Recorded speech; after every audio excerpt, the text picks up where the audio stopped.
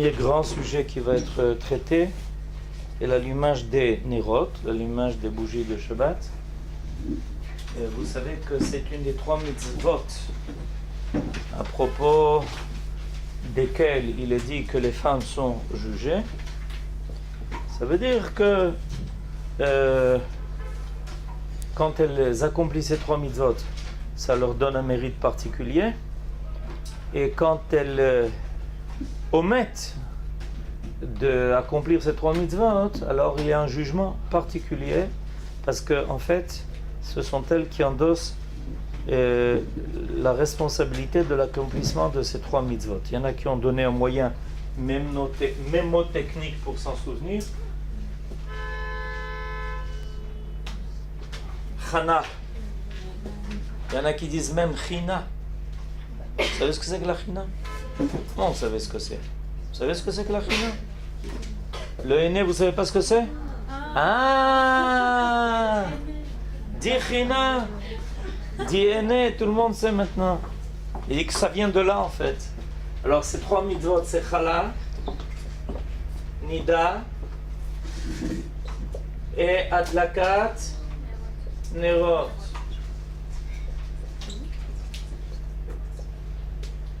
Les 3 mitzvot pour lesquelles les femmes ont un mérite particulier et elles sont jugées. Ce qui nous concerne dans le cadre des halachot de Shabbat, c'est évidemment la dernière, adlakat nerot.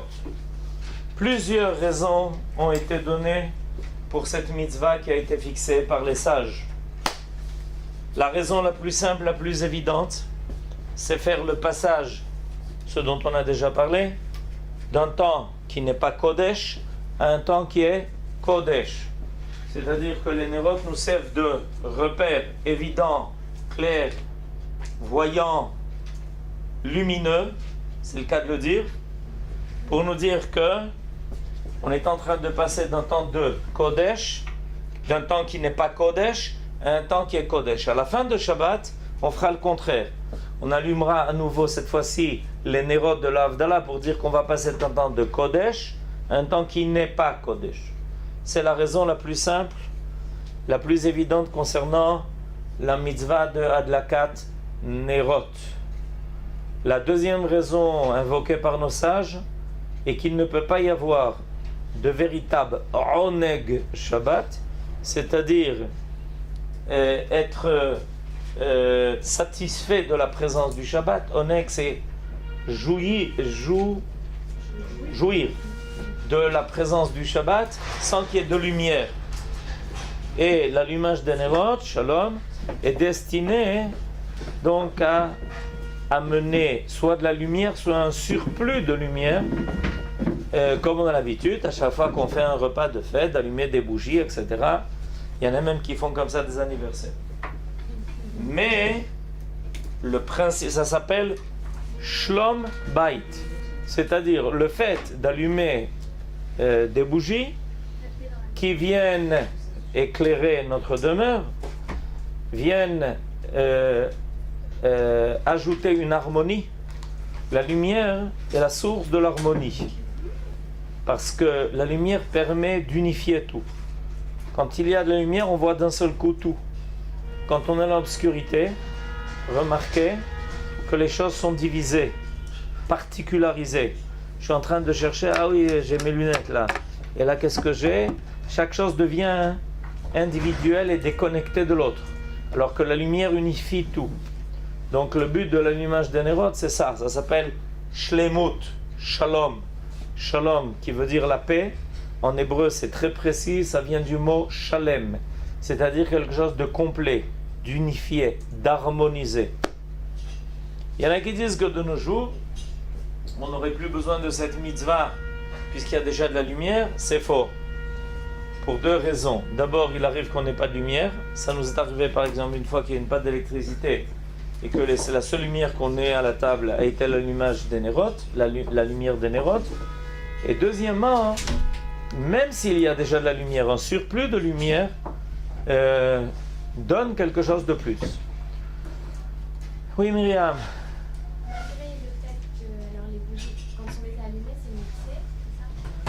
on va parler des détails évidemment de la halacha concernant les Nerot.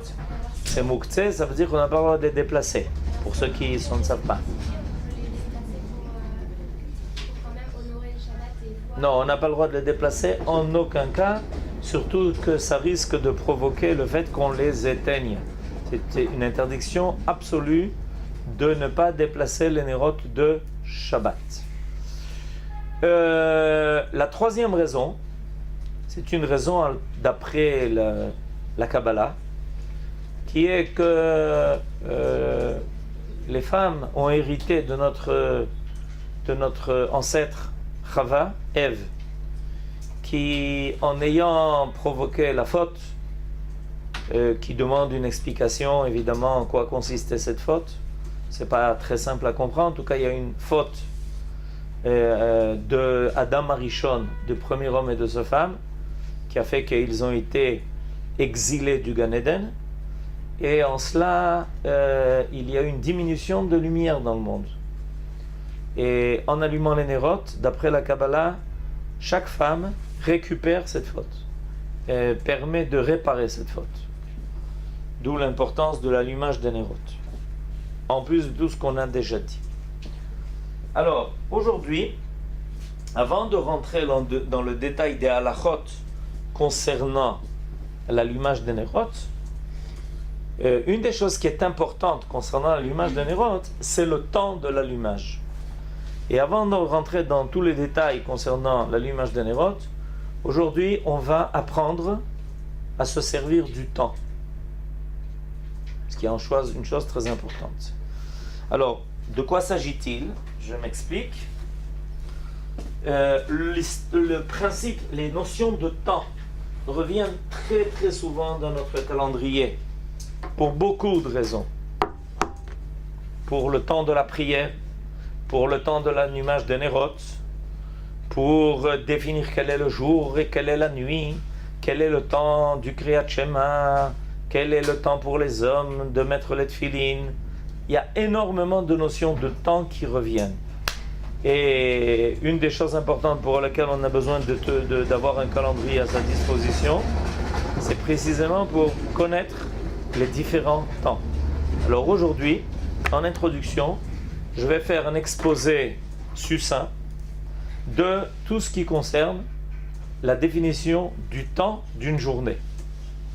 C'est très important que vous ayez ces notions, parce que vous avez sûrement entendu des bribes par-ci et par-là, mais je m'aperçois qu'on n'a pas d'image complète. Et on entend par-ci la zricha, la shkia, qu'est-ce que ça veut dire, le temps de l'allumage des Nerot, quelle est la différence entre ci, entre ça. J'ai entendu des gens dire des notions un peu floues, sans avoir une véritable connaissance de quoi il s'agit. Au niveau de la halakha, c'est très important, même pour l'accomplissement des autres mitzvot que j'ai rappelés ici. Il y a des notions de temps qui sont très importantes, et en particulier pour les femmes. Alors, on va aujourd'hui essayer de définir de façon globale les notions importantes du temps. Alors, on commence.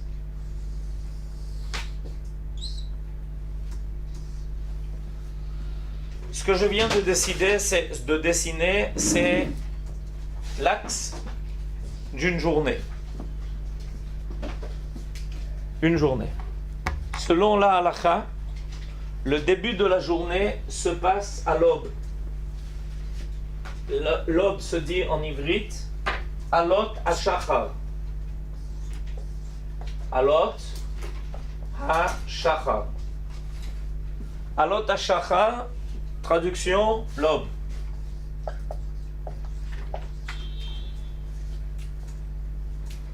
Elle se termine, la journée se termine parce qu'on a l'habitude de dire en hébreu Tset HaKochavim. Traduction.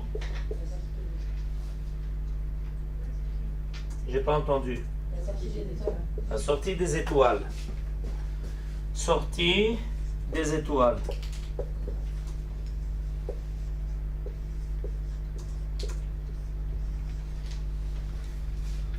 Ça, c'est le début du jour. Ça, c'est le début de la nuit. Donc la fin du jour. Début de la nuit. Excusez-moi, est-ce que vous pourriez mettre, s'il vous plaît, quelques anecdotes sur les mois en fait? Ah, C'est possible? oui, bien sûr. Merci beaucoup. Alot ha-shachar. C'est à Kochavim.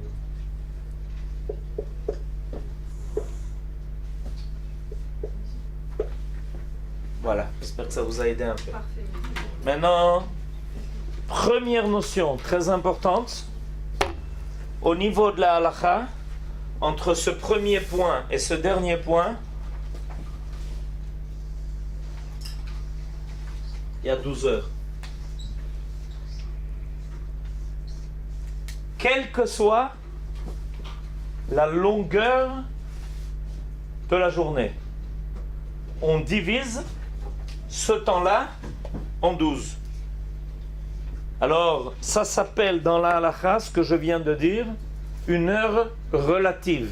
Pourquoi ça s'appelle une heure relative? Parce que ça dépend de la saison dans laquelle on se trouve. Si on est en hiver, l'heure relative est courte. En Israël, elle peut être de 50 minutes. Si on est en été, l'heure relative est longue. Elle peut être de 70 minutes. C'est bien clair?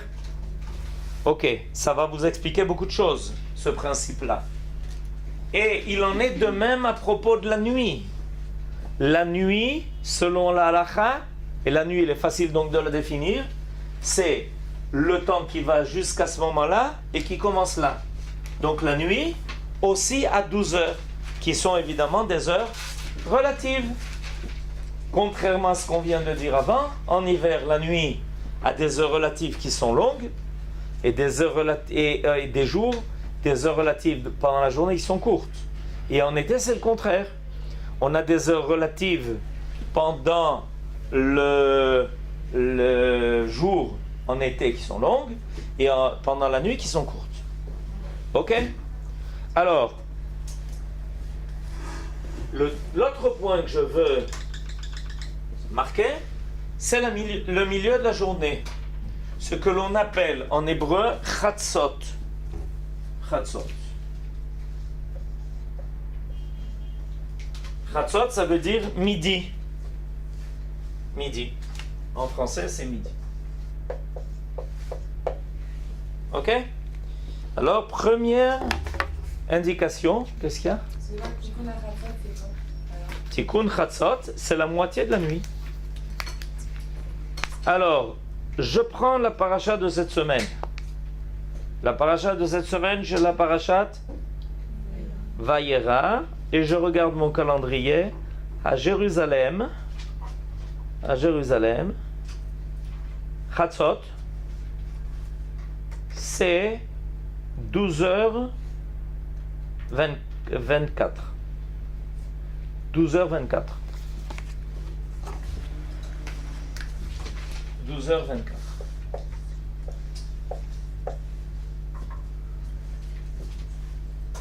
Vous avez compris pourquoi? Comment midi peut être à 12h24? Midi, ça devrait être à 12h. D'accord ou là? Alors pourquoi c'est à 12h24? Parce que c'est des heures relatives, vous avez compris. C'est bien clair? Ok.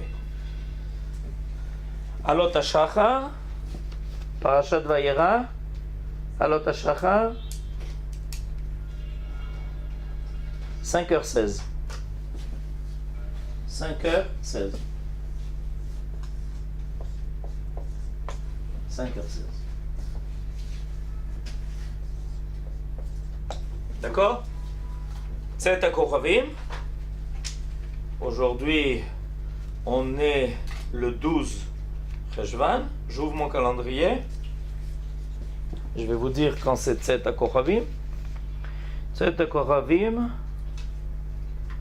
6h31. 18h31. 18h31. 18h31.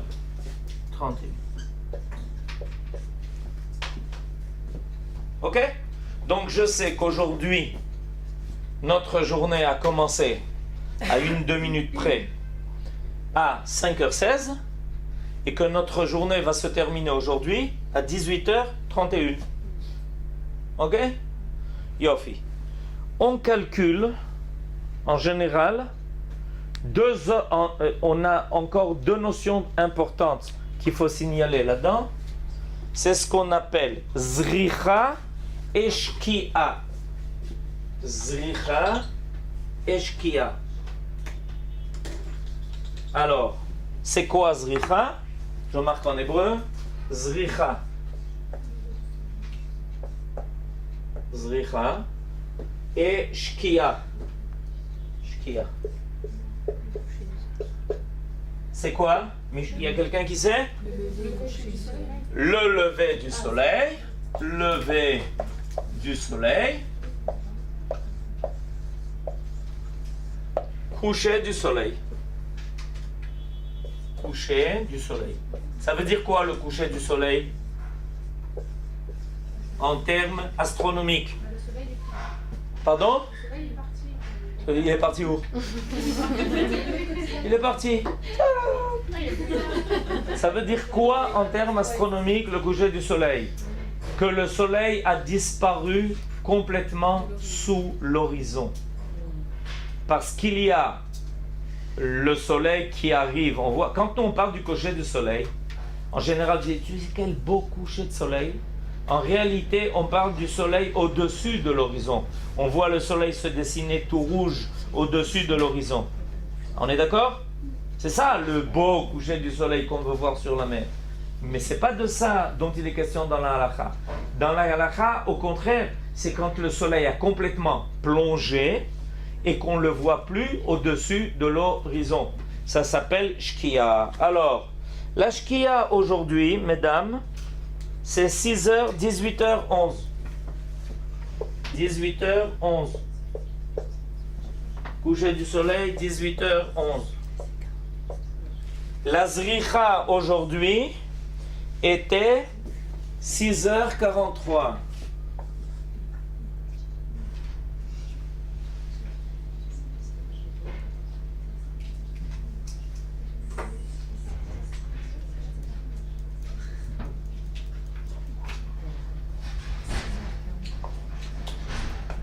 « 6h43.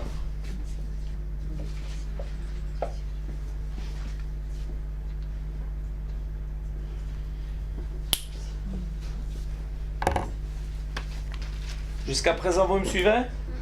Et ok. Alors, il est très important de savoir que, par exemple, quand on parle de la prière du matin de Shacharit, il est question de prier la Hamida, je précise, il est question de prier la Hamida exactement à ce moment-là. Peut-être que vous avez entendu parler d'une prière qui s'appelle Tfilat Hanetz, Tfilat Vatikin, pardon? Eh bien, ces notions-là, ça veut dire que on fait exactement la Hamida du matin à cette heure-là. Si vous allez au côté le matin tôt, à cette heure-là, tout le monde est en train de prier. À cette heure-là, vous voyez que tout d'un coup, la place remplie de dizaines, de centaines et des fois de milliers de gens, silence total, tout le monde est en train de commencer la Hamida. Parce qu'on sait qu'à une heure précise, la Hamida, ça doit se passer là. Le reste, on commence avant. Dans le but d'arriver à exactement cette heure-là pour la Hamida. C'est considéré comme la prière idéale. Est-ce qu'on a le droit de prier avant, c'est-à-dire entre ce moment-là et ce moment-là? Oui, si on n'a pas le choix. C'est quoi ne pas avoir le choix? Ben, par exemple, des gens qui travaillent très tôt le matin et qui ne peuvent pas se permettre d'attendre cette heure-là pour prier. À partir de l'aube, de Alot HaShachar, commence le temps où, a posteriori, si on n'a pas la possibilité de prier à ce moment-là, on peut commencer à prier Et plus on se rapproche de ce temps-là, c'est mieux c'est. Ok? Avant ou l'autre à Non, c'est pas ce que je dis. Entre les deux. J'ai dit entre les deux. Ok? Avant à l'autre shachar, c'est pas le jour. Donc il n'est pas question de prier, c'est pas le jour. Oui?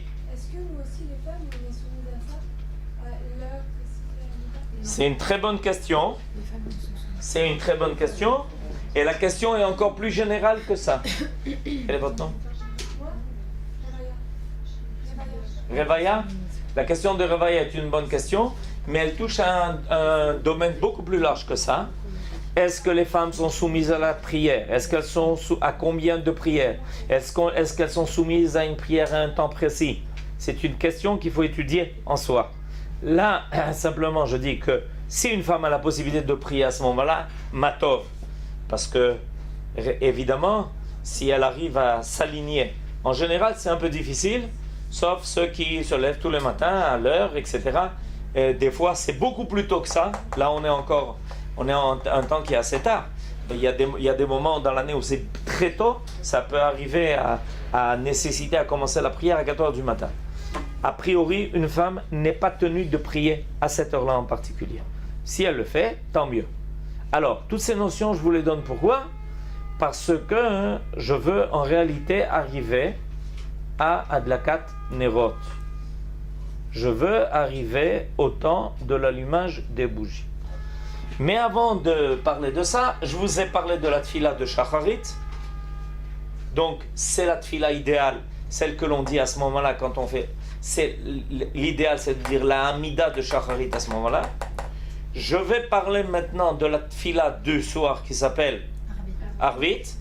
Le temps idéal pour prier Arvit, c'est ce moment-là. C'est ce moment-là. C'est-à-dire Tzet HaKochavim. Arvit vient du mot Erev qui veut dire le soir. Donc le temps idéal pour prier Arvit, c'est là. Et le temps idéal pour prier Mincha,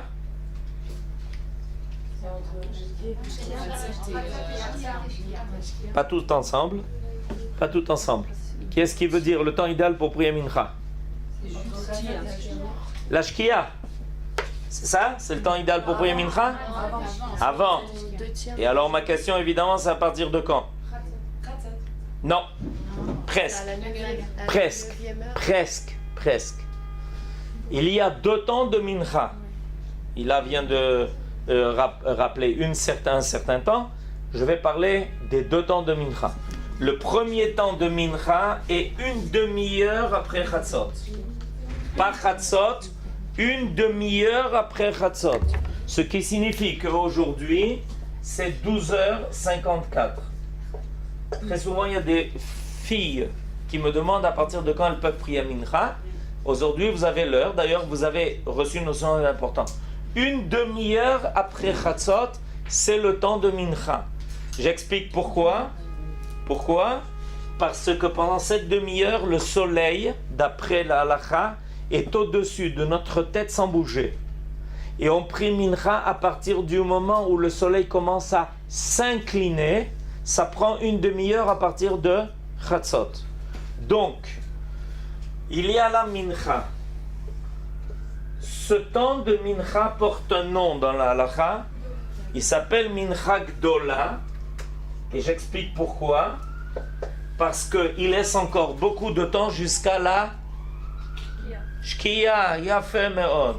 Parce que le temps de Mincha va de ce moment-là jusqu'au coucher du soleil. On doit prier Mincha jusqu'à la Shkia et pas après. Sauf certains cas. En général, c'est le temps de Mincha. Donc ça s'appelle Mincha Gdola. Mincha Gdola. Ok? On a dit qu'aujourd'hui c'était 12h54.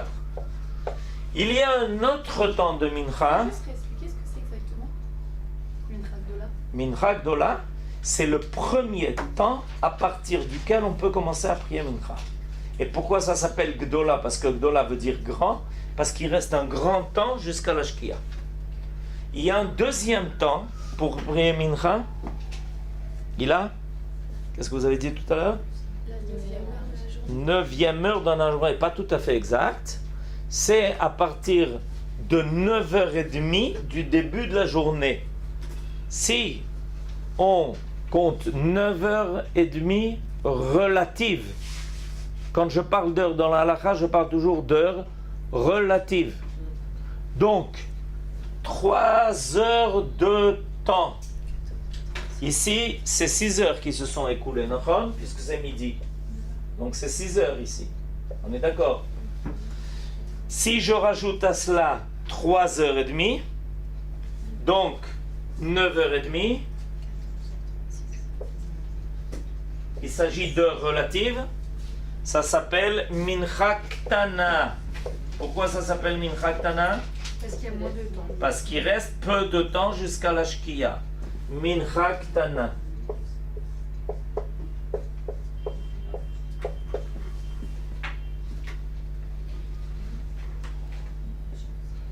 Ok? Mincha Gdola, c'est une demi-heure après. Pardon? 30 minutes. Parce que une demi-heure, 30 minutes. 30, non, mais pas relative. Celle-là, on fait le compte, c'est peu de temps, donc on n'a pas besoin de rentrer dans les petits détails. D'accord? Quand on vous parle donc de Mincha, alors ça dépend. Quelqu'un vous dit, dans les yeshivot, par exemple, on a l'habitude de prier Mincha Gdola. Pour ne pas s'interrompre au milieu de l'étude l'après-midi.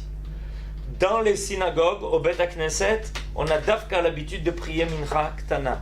Pour que ça soit le plus près possible de Harvit.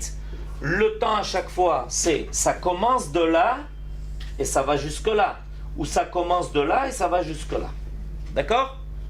Ok. Maintenant, qu'est-ce qui nous intéresse au niveau de Hadlakat Nerot? Là, on arrive à notre sujet. Le temps de l'allumage des Nerot de Shabbat. Parce que là, on a reçu beaucoup de notions. Mais nous, on veut savoir, maintenant, c'est pas ça que je vais terminer aujourd'hui le cours. Quel est le temps de la Hadlakat Nerot? Alors, le temps de la Hadlakat Nerot, le temps de l'allumage des bougies, doit être un temps où il est clair que ce qu'on allume, c'est pour Shabbat. Et il doit être suffisamment tôt pour ne pas nous faire approcher de la Shkia. Pourquoi de ne pas nous faire approcher de la Shkia et pas de nous faire approcher de Tzeta Kochamim? Vous avez donné la bonne réponse. Pourquoi ne pas nous faire approcher de la Shkia?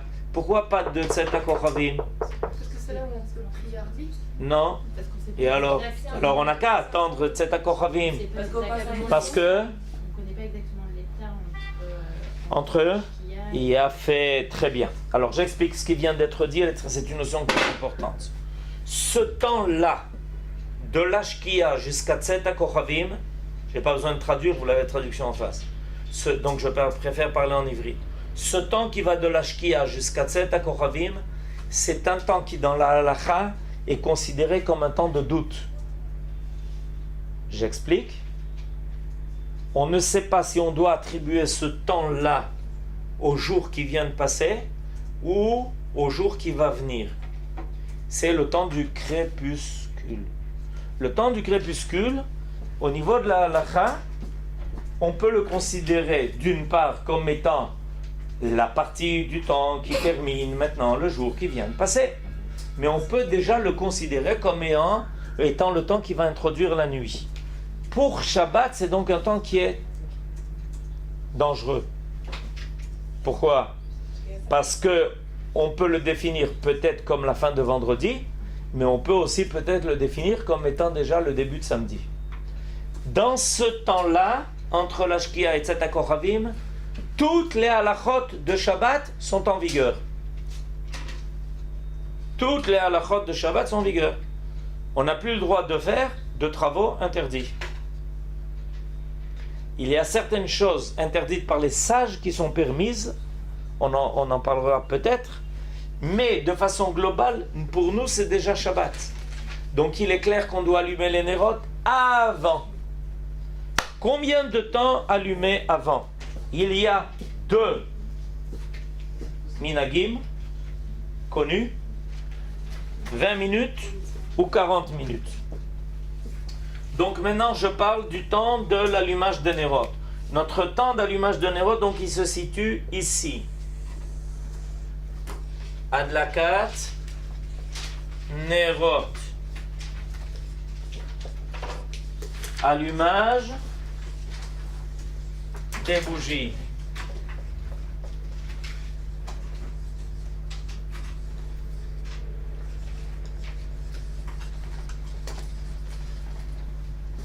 Ok? C'est ce temps qui nous concerne. Regardez bien où il se situe. Il est très important que vous voyez où il se situe.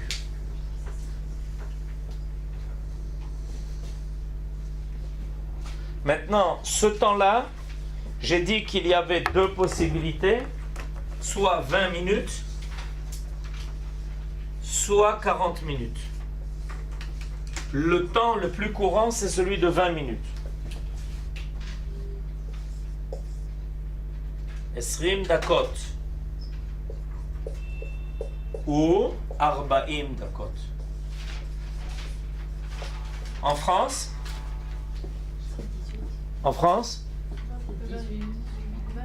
c'est 20 minutes. Il y en a qui disent 18, mais de façon générale, il est admis 20 minutes.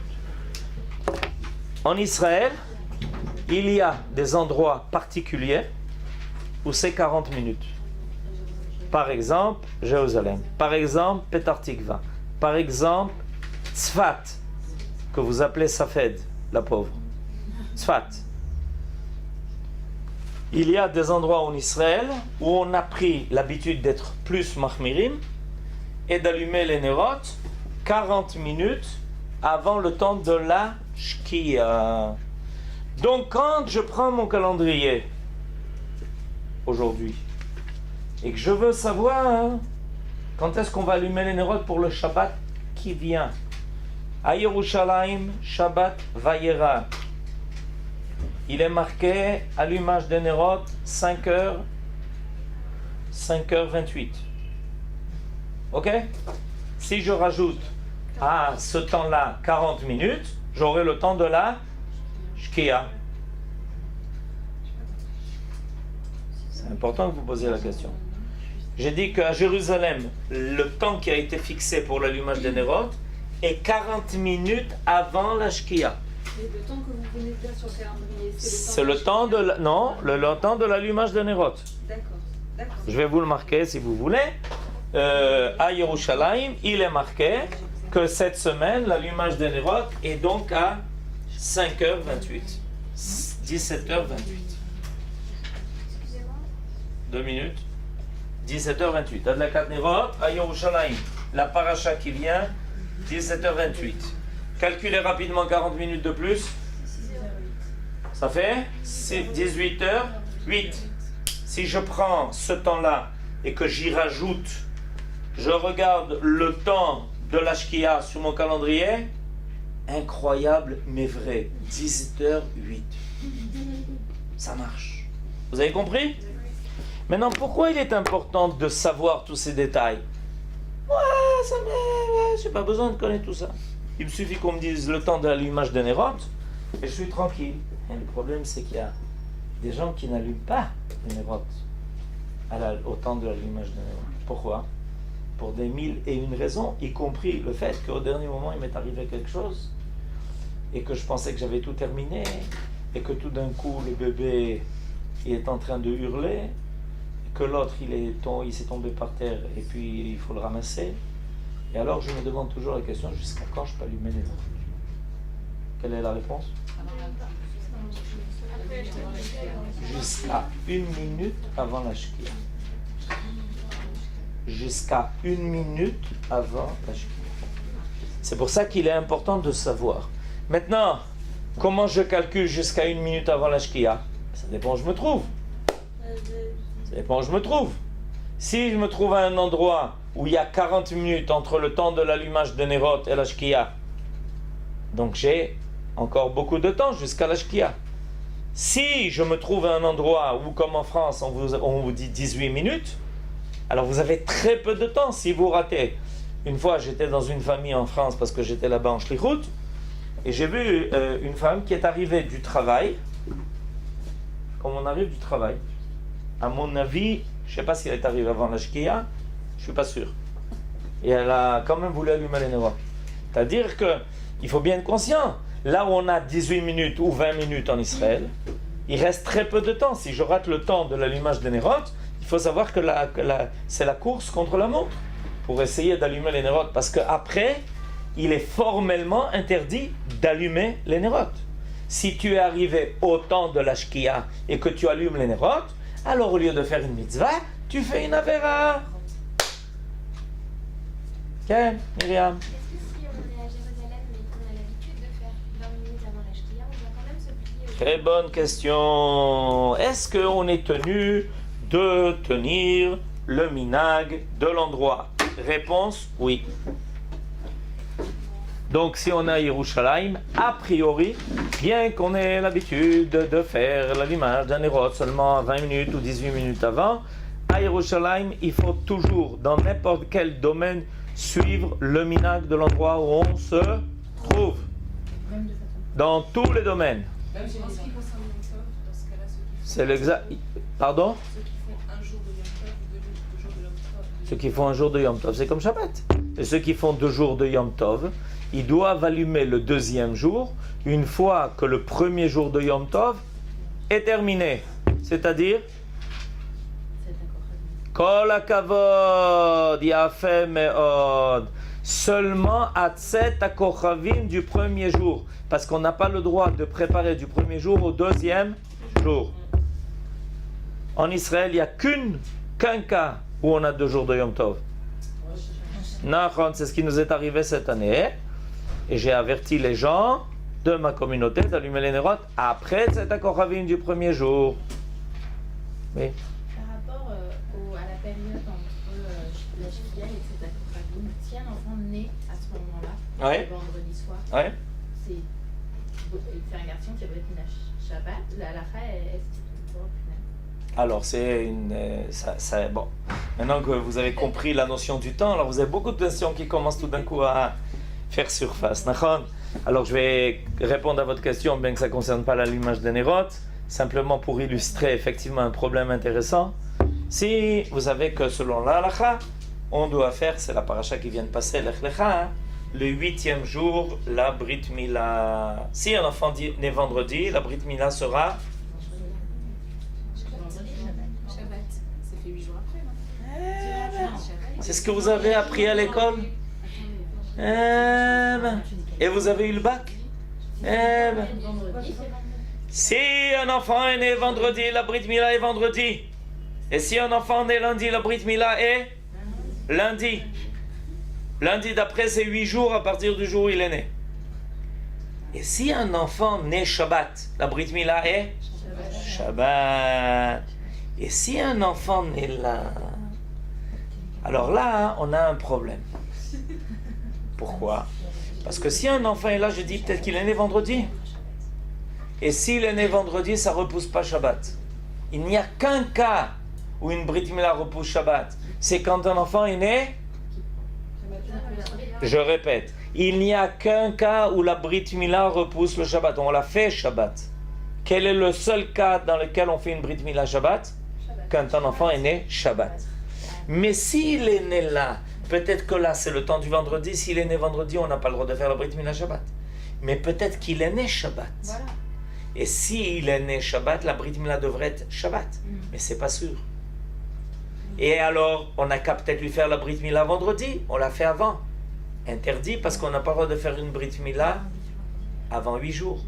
La seule solution à ce problème, c'est qu'on repousse la Brit Mila au dimanche. Ok? Et si un enfant est né prématurément? Et alors, quelle est la question? Quelle est la question?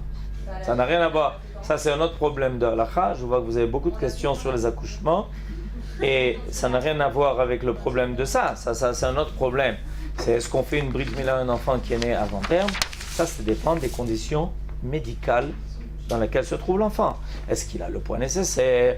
Est-ce qu'il est déjà suffisamment fort pour supporter la Brit Mila? Ça, c'est le travail et du médecin et le travail du Moël. Mazal Tov!